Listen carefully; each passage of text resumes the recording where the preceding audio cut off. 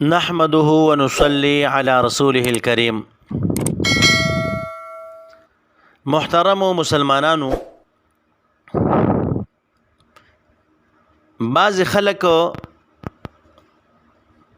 چې فرض منځ وکي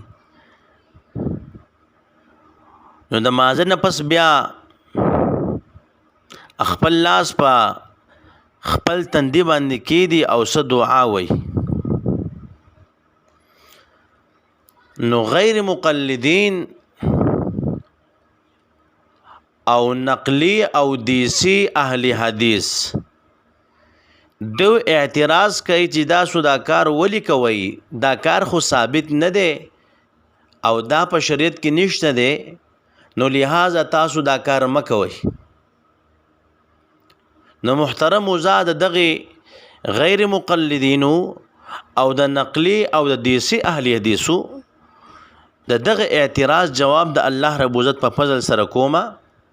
زما سره حسن حسین دا یو کتاب دی، پدې کې په صفحه نمبر 138 باندې لکھی جب نماز سے فارغ ہو تو سیدھا ہاتھ سر پر پھیر کر یہ دعا پڑھے: بسم اللہ الذی لا الہ الا هو الرحمن الرحیم اللہم اذہب عنی الہم والحزن.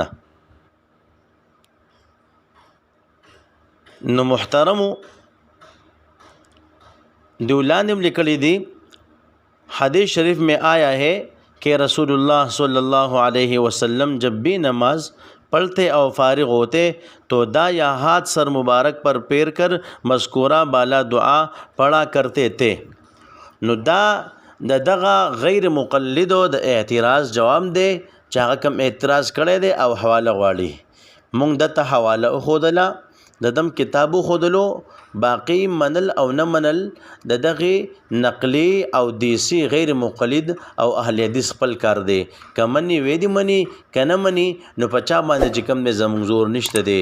نو الله رب عزت ته مونږ د باطل خلکو د اعتراض او د شکوک او د شبهاتو نه وساتي. وما علینا الا البلاغ.